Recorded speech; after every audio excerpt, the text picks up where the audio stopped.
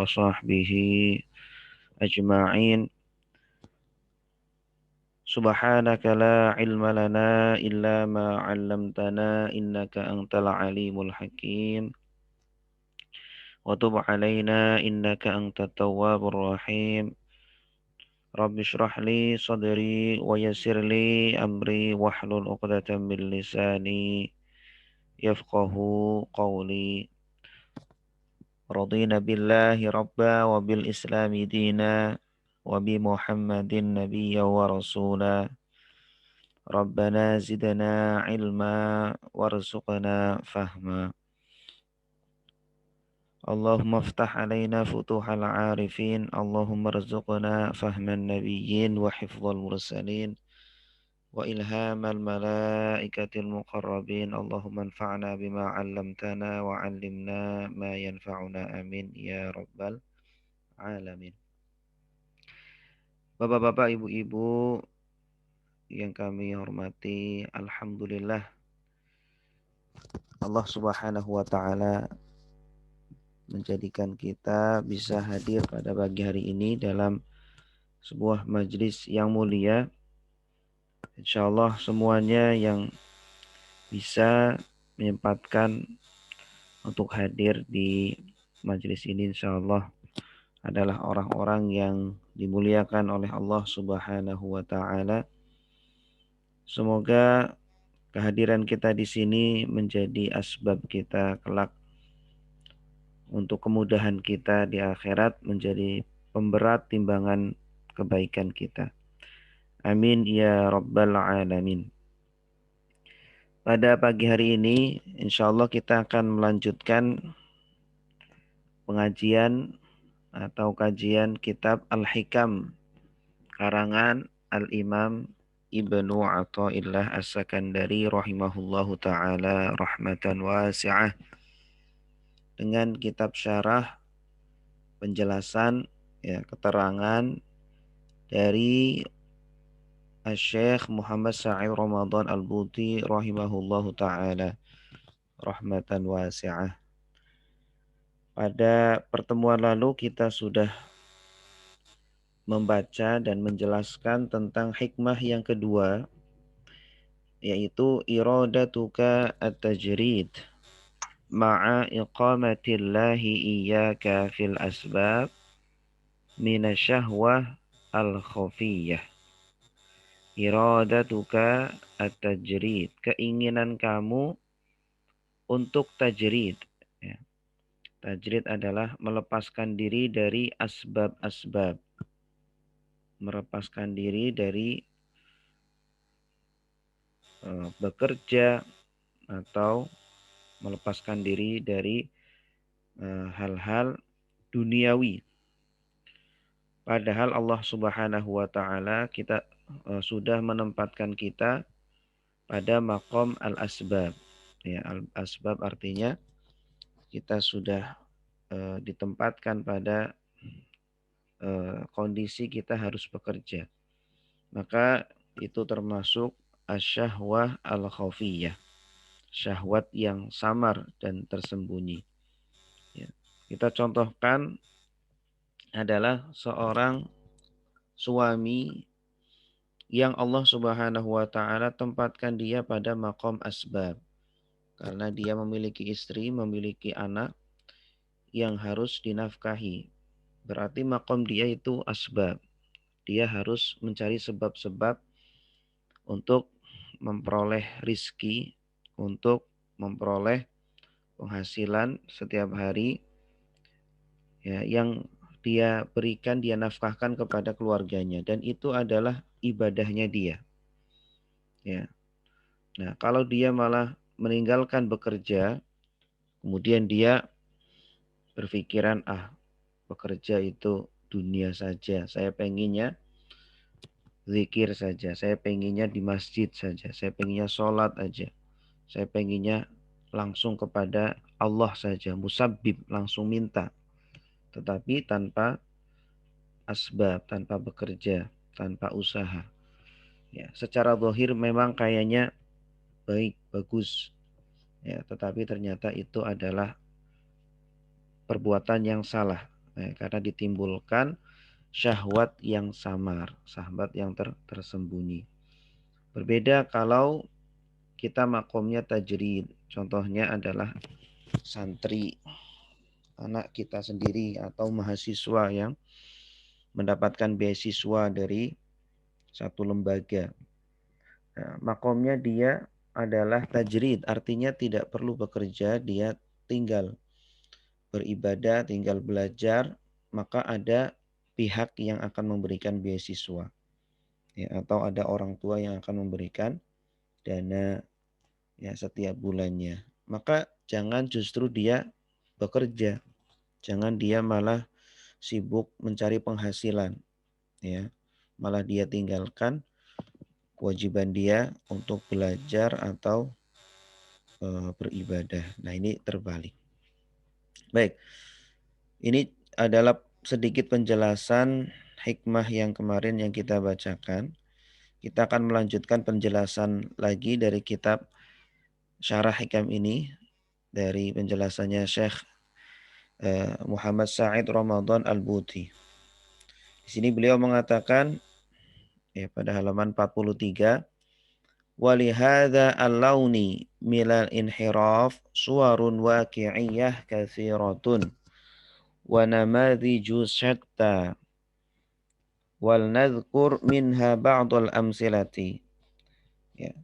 Hikmah ini memiliki beberapa contoh-contoh. Ya, ada beberapa contoh-contoh orang-orang yang salah dalam memahami hakikat kehidupan. Ya. Ada orang yang menginginkan makom tajrid padahal Allah Subhanahu wa taala sudah tempatkan pada makom asbab. Nah, contoh tadi yang kita jelaskan itu salah satu contoh. Nah, beliau masih memiliki banyak contoh-contoh lain selain contoh yang tadi kami jelaskan. Nah, di antaranya adalah rajulun zu usratin wa auladin. Ya, ada seorang laki-laki yang memiliki keluarga dan anak-anak. Yashtaghilu fi suq walakinnahu 'indama ya'ti ila ad-dar yattajihu ra'san ila zawiyah allati a'addaha lil ibadah fi baitihi duna an yaltafita yumnatan wala yusratan ba'da salamit taqlidi yulqihi ala man hawlahu fayuqbilu ala al-Qur'an yaqra'uhu aw yattajihu ila al-qiblah yusallin nawafila was sunan duna an yabsuta zaujatahu allati tangtadhiruhu wa sigharahu alladhina min hawliha. Contohnya seorang laki-laki yang punya keluarga, punya anak-anak, ya, dia bekerja di pasar. Kemudian ketika dia pulang ke rumahnya, ya, kemudian dia langsung menuju ke musola atau musola yang ada di rumahnya, tempat sholatnya. Tanpa uluk salam, ya, tanpa mengucapkan salam, tanpa menyapa istri dan anak-anaknya, ya, tanpa melihat ke anak dan istrinya, ya, cuek, ya, kemudian dia langsung ke tempat sholat yang ada di rumahnya, kemudian dia membaca Al-Quran, kemudian dia sholat sunnah, ya, kemudian dia udah zikir, tanpa mengajak berbicara kepada istri dan anak-anaknya. Nah, praktek seperti ini sudah betul atau belum? Ya, sudah betul atau belum? Ana la atakhayyal, ana asifu waqi'an. Ma hukmu asy-syar'i fi hadza al-amal? Ya. Yang saya contohkan ini adalah kenyataan, fakta, terjadi. Nah, ada orang yang melakukan seperti itu. Bagaimana hukum perbuatan seperti itu? Ya, nah, hukmuhu hadzal ladzi yaquluhu Ibnu Athaillah As-Sakandari. Hukumnya adalah seperti hikmah yang tadi kami jelaskan. Yaqulu lahu asy-syar'u, ya hadza law kunta munfaridan la zaujata laka wala aulada wala arhama wa kanat daruka kama gharatin tadkhulu ilaiha fala tajidu fiha ahadan tusallimu alaihi idzan la sahha laka an taf'ala hadza.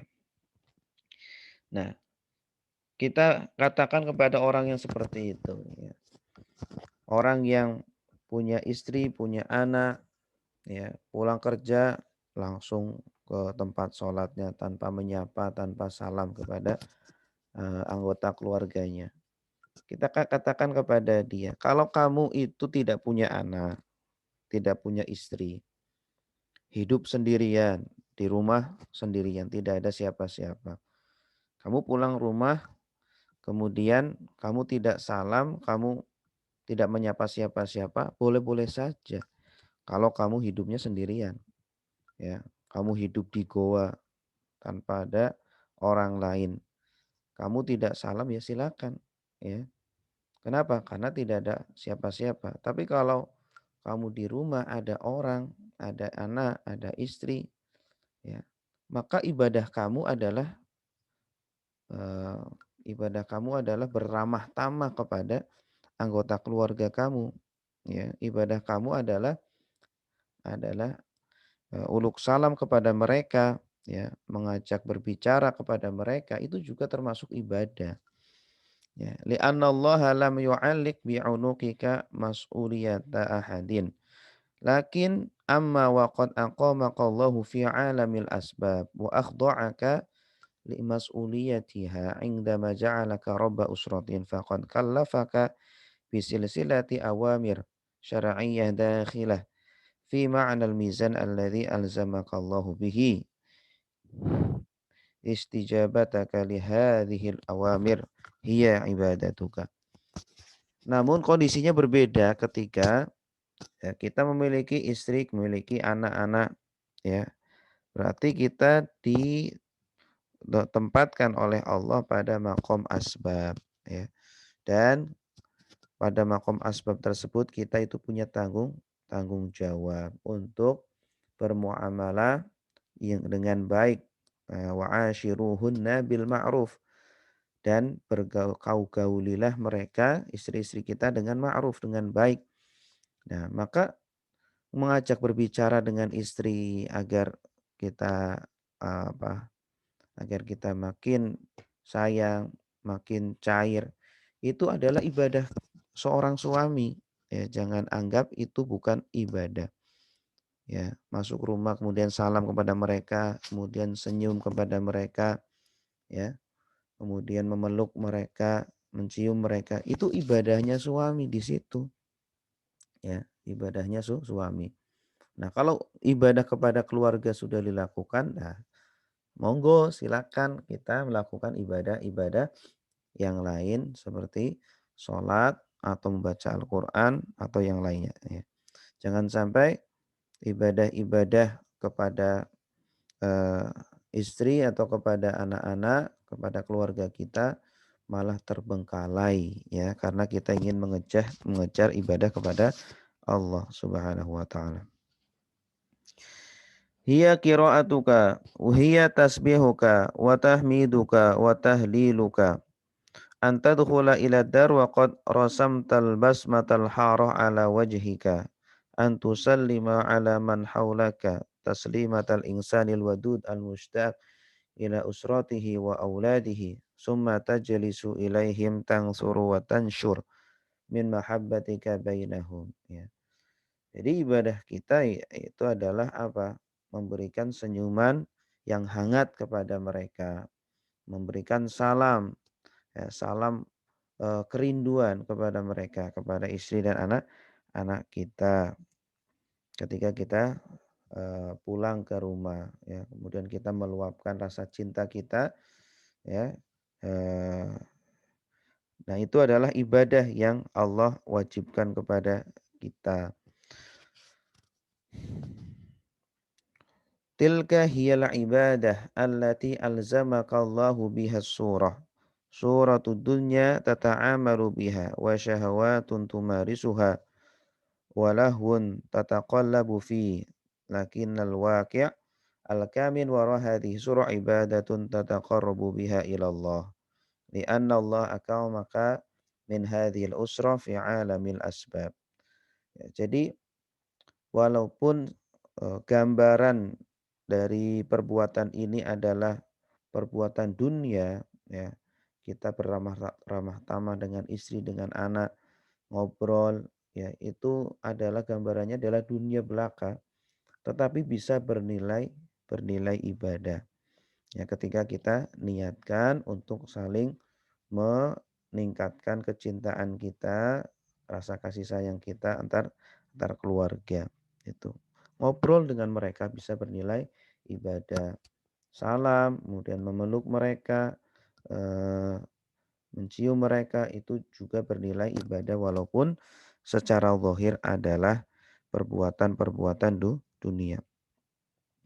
Wa min sama faqad akhda'aka li nidhamiha walau qulta bal sa'aqfisu fawqa ta'amul ma'al asbab allati la haqiqata laha amama sultanil lam qudratih wa ta'amalu ma'al musabbib fad'u Allah li zawjati fi sujud bi an yukrimaha wa yadkhulu surur ila fuadiha wa yughniha an mujamalati wa mubasatati idzan fahiya qillatu adabin minka ma'allahi azza wa jalla. Kalau sebaliknya, ya, kita justru malah, wah, saya nggak perlulah beramah tamah dengan istri saya, nggak perlulah ngobrol-ngobrol, ya, bercanda-canda dengan istri saya, dengan anak-anak saya. Saya akan langsung aja minta kepada Allah, ya Allah, semoga Allah jadikan istri saya itu selalu bahagia. Semoga jadikan istri saya selalu senang hidupnya, tidak pernah sedih, ya. Minta kepada Allah seperti itu. Tapi dia tidak pernah, ya, beramah tamah dengan istrinya, tidak pernah senyum kepada istrinya. Dia hanya minta saja kepada Allah. Nah, ini namanya kurang beradab kepada Allah. Kenapa kurang beradab? Karena Allah sudah menetapkan hukum-hukumnya di atas muka bumi ini, ya. Kalau kita ingin bahwa kita sudah ditempatkan oleh Allah pada makom asbab, maka jangan lompat kemudian kita ke makom tajrid, langsung minta kepada Allah tanpa harus usaha. Nah, berarti itu namanya qillatu adab, ya, kurang beradab kepada Allah Subhanahu wa taala. Allamaqallahu at-tariqata allati biha tas'ad ahlak. Idh qada bi an yusiban nas ba'dahum bi ba'din yaj'alu az-zawj min nafsihi sakana li zawjatihi bima yanhad bihi minal wadhaif allati kallafahu Allahu biha wa taj'alu zawjata min nafsiha sakanan lahu bima tanhadu bihi hiyal ukhra minal wadhaif allati kallafahu Allahu biha. Jadi Allah itu sudah memberikan cara kepada kita bagaimana untuk terciptanya kehidupan yang harmonis antar suami dan istri, ya. Caranya bagaimana? Ya dengan bermuamalah, menggauli mereka dengan baik, ya. Dengan berbicara dengan mereka dengan ramah tamah. Kemudian muka kita juga jangan ditekuk, muka kita tampakkan kebahagiaan, muka-muka sayang, rindu kepada mereka, pada istri-istri kita. Ya, sehingga kita itu merasa tenang ketika melihat mereka. Mereka pun tenang melihat kita. Anak-anak kita juga sama seperti itu. Nah, justru disitulah ibadah kita kepada mereka gitu. Ya, yang Allah bebankan kepada mereka, kepada kita semuanya. Fayujirullahu kullan minhuma bil akhar wa yatahaqqaq qawlunul qail wa ja'alna ba'dahum li ba'din fitnatan atas birun, ya. Ini pun sesuai dengan firman Allah Subhanahu wa taala, dan kami jadikan sebagian dari kalian terhadap sebagian yang lain sebagai ujian. Ya, antara suami dan istri adalah ujian. Atas birun, apakah kalian bersabar? Ya, terkadang, ya, suami tidak bisa mengontrol emosinya, ya, maka ketika itu adalah ujian bagi dia agar bisa bersabar. Istrinya pun begitu, agar bisa bersabar. Jadi agar bisa saling saling mengimbangi antara suami dan istri. Nah, ibadahnya di situ.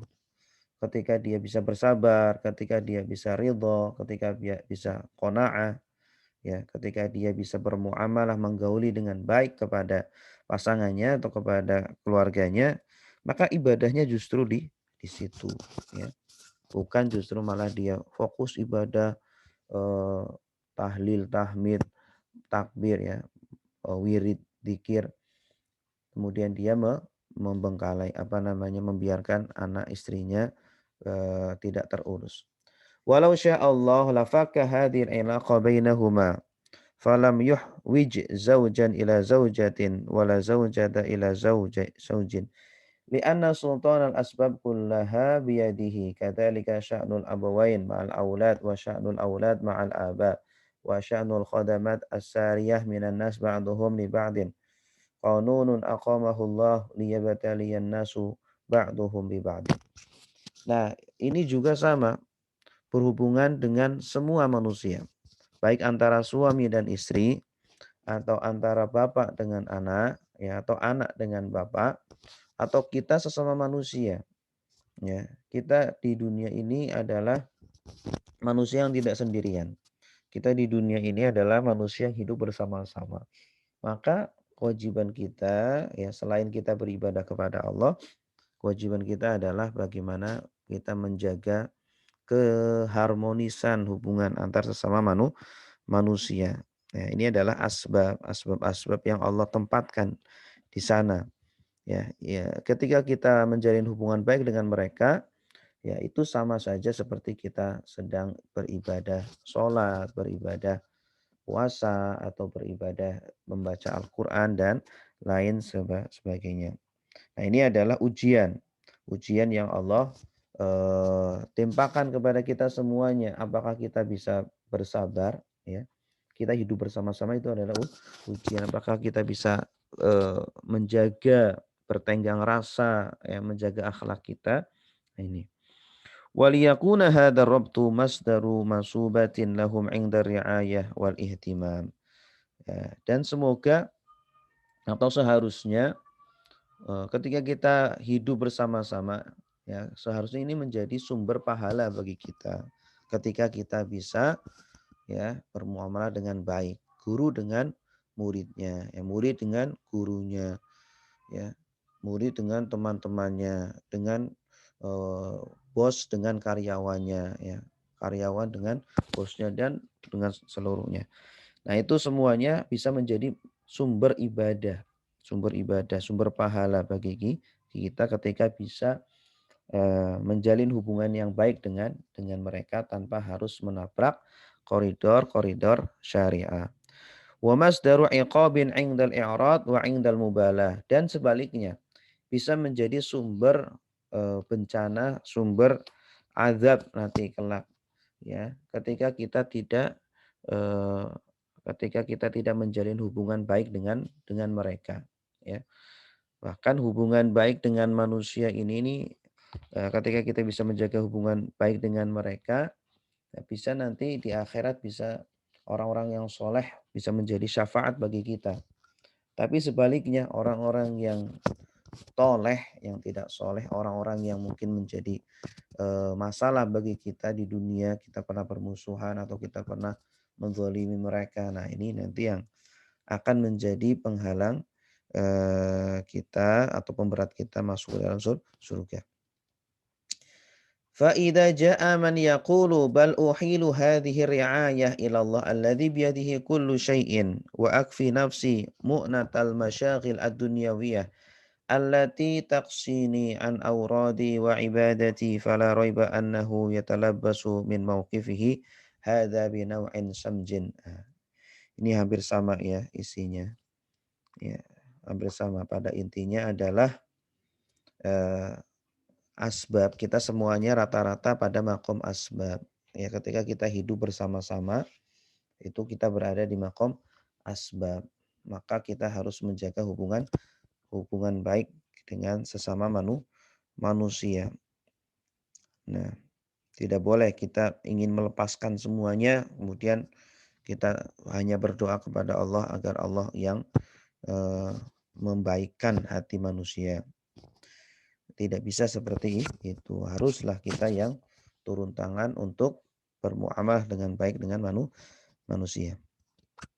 Waqis ala hadza, waqis ala waqis ala misali rabbil usrah ma ahlihi wa auladihi. Annas alladzina sya'allah an yuqimahum fi alamil asbab indama wakala ilaihim mas'uliyata riayatil ummah fi ayyin min mustawayatiha al-mutafawitah awil ladzina wakala ilaihim riayatad din fi mujtama'atihim bit-ta'lim wat tasqif wal amr bil ma'ruf wan nahyi 'anil munkar awil ladzina anata bihim ajalatal iqtisad aw hammalahum mas'uliyata ihya'i mawat minal ardi. Nah, coba dikiaskan juga ya. Nah, sama dengan kasus di atas adalah orang-orang yang diamanahi untuk mengurus tentang kemaslahatan umat, ya, untuk mengurus tentang ya atau abdi negara lah, orang-orang yang bekerja sebagai abdi negara.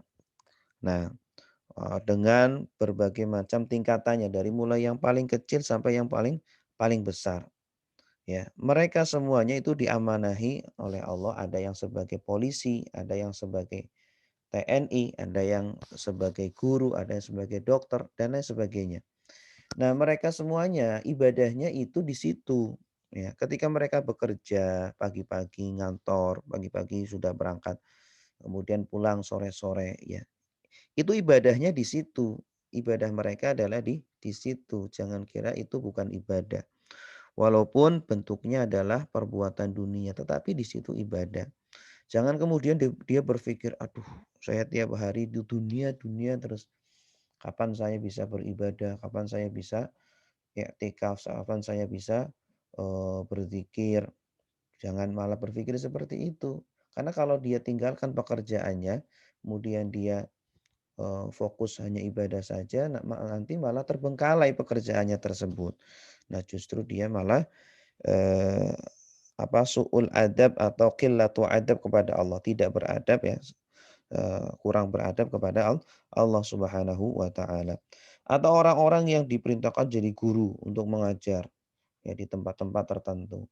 Ya udah ibadah kamu di situ ya. Kamu, mengajar, mencerdaskan, memberikan wawasan kepada murid-murid kamu atau kepada masyarakat. Atau orang-orang yang ditugaskan oleh pemerintah untuk amar ma'ruf nahi nahi mungkar. Itu juga sama ibadahnya di situ. Ya, bukan kemudian malah ibadahnya di masjid atau ibadahnya membaca Al-Qur'an atau yang lainnya, gitu. Karena tidak bisa digabung, kecuali kalau bisa digabung, ya.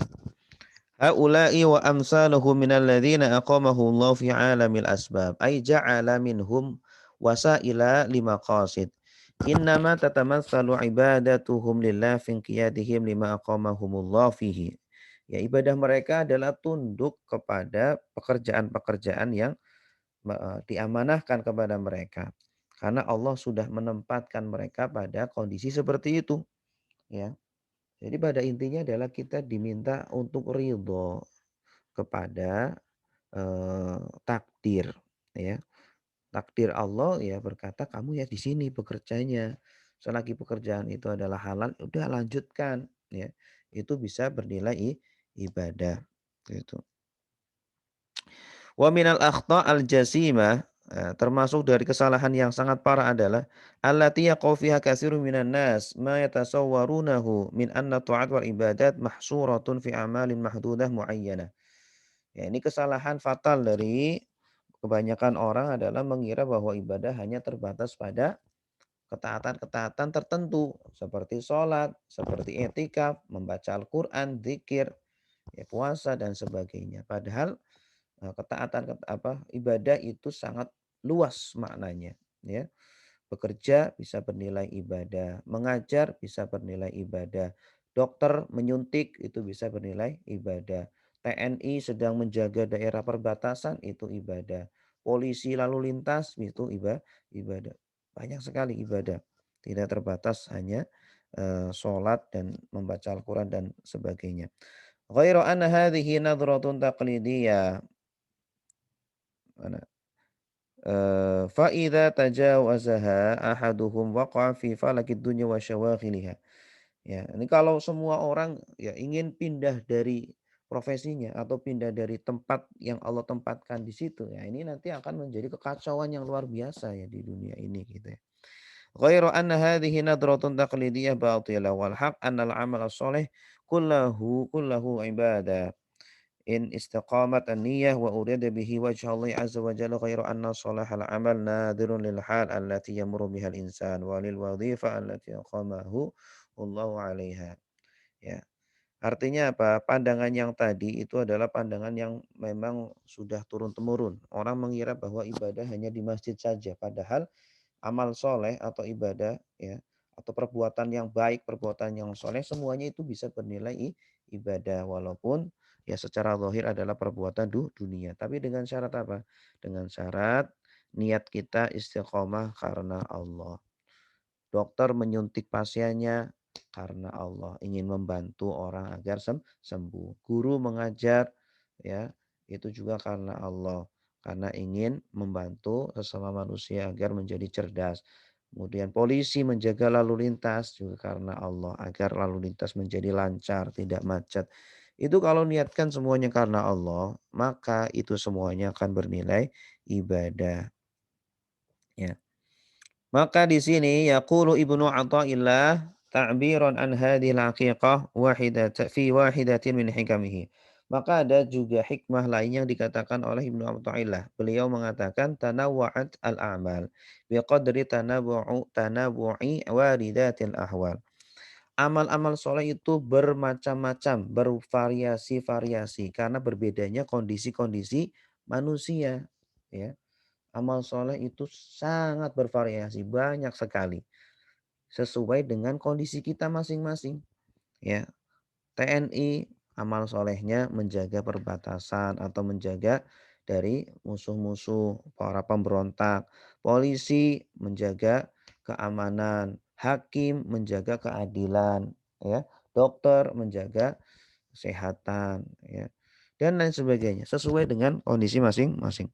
Ai falaisa kullu amalin salihin salihan binisbati ila nasi kullihim. Jadi mungkin bagi seorang dokter ya, i'tikaf di masjid, membaca Al-Qur'an, salat sepanjang siang, bagi dia itu justru bukan ibadah. Bagi dia justru bukan ibadah. Ketika dia lakukan kemudian akan me, apa, mengacaukan pekerjaan wajib dia yaitu apa? Mengobati orang. Ya, mengobati orang. Dia malah ingin pindah. Ya, harusnya dia nyuntik orang, ngasih obat orang, malah dia malah di masjid saja. Kemudian dia ibadah saja. Nah, itu yang salah gitu. Kecuali kalau memang ada mungkin 10 hari terakhir bulan Ramadan khusus ya, kemudian dia ngambil cuti ya, monggo silakan. Tapi kalau apa namanya dia lepas dari tanggung jawab tugasnya itu, nah itu yang tidak dibenarkan. Bal yatawaqqafu al-hukmu bi salahihi aw adamu salahi 'ala al-hal allati yamurru biha sahibul fi'l wa 'ala al-wadha'if wal maham allati aqamahu Allahu 'alaiha. Jadi dia akan bernilai ibadah, pekerjaan dia bernilai ibadah ketika dia lakukan dengan sebaik-baiknya. Ya, akan bernilai ibadah. Sebaliknya ketika dia tidak lakukan dengan sebaik-baiknya, dia teledor terhadap kewajibannya, terhadap pekerjaannya, maka itu akan menjadi sebuah dosa bagi dia. Fal amal as-salih bin nisbati liman qadallahu lahu bil inqita' 'anil ilaqat al-ijtima'iyyah wal ibti'ad an mas'uliyatil usrah yatamassalu fi ta'atin wa ibadatin syakhsiyah ta'udu bil faidah ila dzatihi wa syakhsihi huwa. Berbeda kalau orang yang memang orang yang tidak diamanati dengan tanggung jawab tertentu. Tidak ada tanggung jawab keluarga, tidak ada tanggung jawab masyarakat, tidak ada tanggung jawab apapun. Dia sendirian, hidup sendirian, jomblo, ya tidak ada istri, ya tidak ada anak juga. Udah seperti ya dulu apa namanya ketika kami di Mesir itu sendirian udah nggak ada kewajiban istri, anak, tidak ada kewajiban kepada masyarakat apa, belum ada kewajiban. maka bebas di sana. Tapi bebas dalam artian apa? Harus beribadah, harus belajar sebagai kewajiban kita. Tidak perlu bekerja, tidak perlu kemudian ngurusin istri atau ngurusin anak. Oh nggak ada istri, nggak ada anak ya. Amal-amal as-shalih binisbati liman qadallahu bi an yatahammala ihdal maham asiyasiyah. Nah, ini hampir sama ya. Nah itu. Fahada huwa ma'na asy-syatr al-awwal min hikmati Ibni Athaillah as-saniyah. Wallati nahnu bisadadi syarhiha wa huwa iradatuka at-tajrid ma iqamatillah iyyaka fil asbab minasyahwah al-khafiyah. Nah, inilah makna dari sepenggalan, setengah dari hikmah yang kedua ini. Ya, keinginan kamu untuk berada pada makom tajrid, ya, makom tajrid tadi kita sudah jelaskan. Padahal Allah tempatkan kamu pada makom asbab, itu adalah syahwat yang samar, syahwat yang tersembunyi yang ada di dalam hati. Ya, seorang suami ya ya memang dia harus sholat, harus berzikir, tetapi kewajiban utamanya sebagai seorang suami harus dipenuhi. Memberi nafkah kepada istri, nafkah lahir, nafkah batin. Begitupun istri kepada suami, ya memberikan perhatian kepada suaminya, menaati suaminya. Anak juga sama seperti itu. Nah, itu adalah makom asbab, ya. Berbeda ketika kita berada pada makom makom tajrid. Seperti orang yang hidup sendirian, ya, anak yang diberi beasiswa kuliah di luar negeri, udah dia sendirian. Dia hanya kewajibannya adalah hanya ibadah dan belajar. Ya sudah, fokuskan dengan kewajiban kamu. Jangan malah kamu bekerja, jangan malah kamu mencari eh, kewajiban-kewajiban yang lainnya. Insya Allah pertemuan berikutnya kita akan membahas sebagian dari hikmah yang kedua ini. Wa iradatuka al-asbab ma'a iqamatillahi iyyaka fit tajrid inhitatun 'anil himmah al-'aliyah. Ya. Keinginan kamu untuk berada pada makom asbab. Ini kebalikannya berarti. Keinginan kamu untuk berada pada makom asbab. Padahal Allah sudah menempatkan kamu pada makom tajrid. Ya. Seorang mahasiswa mendapat beasiswa. Dia tidak ada kewajiban apa-apa kecuali belajar dan beribadah. Dia malah ingin bekerja. Ya. Dia malah ingin eh, menikah. Mohon maaf ya. Menikah. Padahal dia punya kewajiban untuk menyelesaikan studinya. Nah, maka ini termasuk inhitatun. Termasuk adalah penurunan anil himmah al-aliyah, dari semangat yang kuat. Artinya imannya itu sudah mulai turun. Ya, imannya itu sudah mulai lemah, berkurang. Ya, berarti tidak benar perbuatan seperti tadi. Wallahu a'lam bishawab. Baik, sekarang silakan bagi Bapak Ibu yang mau bertanya.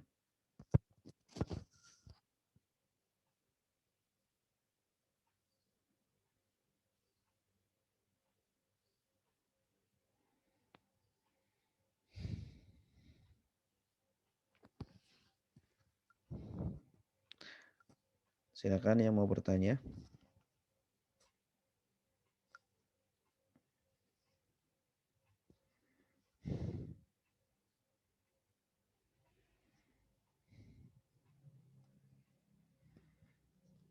Ditulis boleh, langsung juga boleh.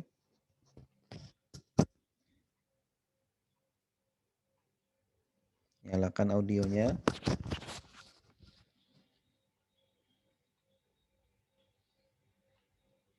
Saya Raffi dari Magetan. Oh, Bapak Raffi di Magetan. Silakan, Pak. Ya, saya mau tanya, apakah semua pekerjaan itu dinilai ibadah atau harus ada niatan dulu sebelum kita melakukan sesuatu pekerjaan, misal kita bekerja ataupun kuliah atau gimana itu, sebelum kita ada niatan apakah itu sudah dicatat atau termasuk ibadah yang akan mendapatkan pahala, Ustadz? Ya, Syukron, Ustadz. Assalamualaikum, Ustadz. ya. Waalaikumsalam warahmatullahi wabarakatuh. Bagus pertanyaannya. Terima kasih Pak Raffi. Raffi Ahmad ya. Ya. Bukan Ustaz, saya mahasiswa PTIQ Ustaz. Oh, PTIQ ya. Jadi sekarang di Jakarta ya. Ini lagi di rumah Ustaz, daring kuliahnya. Allah Rasulullah sallallahu alaihi wasallam bersabda, "Innamal a'malu binniyat." Ya, sesungguhnya amal-amal kita itu tergantung niat, ya. Nah, para ulama menafsirkan, sebagian ulama mengatakan innama al-a'malu binniyat, maksudnya adalah sesungguhnya sahnya sebuah amal tergantung niat. Ini jumhur ulama menafsirkan seperti itu. Sesungguhnya sahnya amalan itu tergantung niat.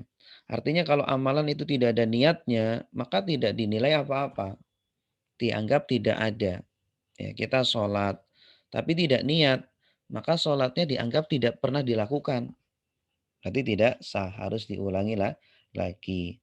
Nah, itu jumhur ulama mengatakan seperti itu. Nah, untuk membantu niat tersebut, maka mazhab Syafi'iyah mensunahkan agar diucapkan, diucapkan. Ini disunahkan untuk membantu hati dalam berniat.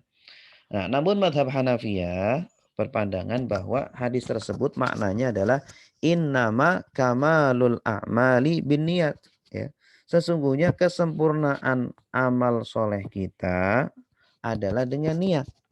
Ya, artinya niat itu tidak wajib, tapi hanya menyempurnakan sebuah amal soleh saja. Ya, artinya ketika kita sudah melakukan kebaikan, artinya yang kita lakukan adalah baik. Contohnya belajar, bekerja, atau sholat, atau puasa. Ya sudah, nggak perlu diniatkan karena itu sudah secara zatnya memang sebuah perbuatan yang baik, yang ibadah gitu. Maka tidak perlu niat. Ya, terutama pada perbuatan-perbuatan yang memang pasti ibadah, murni ibadah, ibadah mahdhah. Contohnya sholat, ya, atau contohnya berzikir, kita membaca la ilaha illallah, baca Al-Qur'an, ya. Itu tidak perlu niat. Kenapa? Karena memang ibadah mahdhah, ibadah yang murni, tidak memungkinkan perbuatan yang lain. Tapi kalau ibadah yang sifatnya duniawi, contohnya bekerja, ya, contohnya sebagai dokter nyuntik, polisi menjaga keamanan, ya. Itu yang sifatnya duniawi, secara bentuknya itu bukan ibadah. Nah, itu yang harus diniatkan, harus dihadirkan niat. Oh, saya bekerja dunia tapi niat karena Allah, agar saya bisa menolong orang, agar saya bisa menafkahi keluarga. Nah, itu nanti bisa menjadi sebuah ibadah, seperti itu. Wallahu a'lam bishawab. Afwan Ustaz, ini jadi kalau misal kita sebelum melakukan sesuatu, misalnya pekerjaan, kalau belum diawali dengan niat, berarti belum termasuk mendapatkan pahala ya Ustaz? Atau gimana Ustaz? Ya, betul. Kalau kalau jumhur ulama berpendapatan seperti itu, ya, terutama pada pekerjaan-pekerjaan duniawi. Kalau belum diniatkan maka tidak mendapatkan pahala.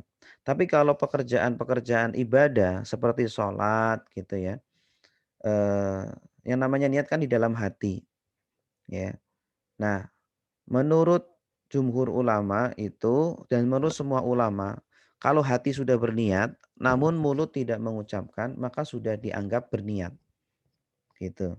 Jadi kalau kita takbiratul ihram sebelum atau ketika takbiratul ihram kita di dalam hati itu kerentek, ya. Kerentek hadir kita itu sedang sholat, sadar gitu. Sadarnya kita ketika sedang sholat, kita oh ya mau sholat ini. Sholatnya sholat zuhur seumpama atau sholat subuh, ya. Kita hadirkan di dalam hati itu sebenarnya sudah niat walaupun tidak diucapkan dengan mulut. Ya. Kemudian di dalam sholat ada 3 hal yang harus dihadirkan dalam sholat fardu. Pertama, harus menghadirkan sholat, ya. Ketika kita takbiratul ihram, Allahu Akbar. Karena yang namanya niat itu tempatnya pada awal perbuatannya. Ketika Allahu Akbar kita hadirkan kita sedang sholat. Bukan sedang mau upacara hormat bendera, bukan. Bukan sedang mau haji, bukan sedang mau umroh, tapi sholat, hanya sholat saja.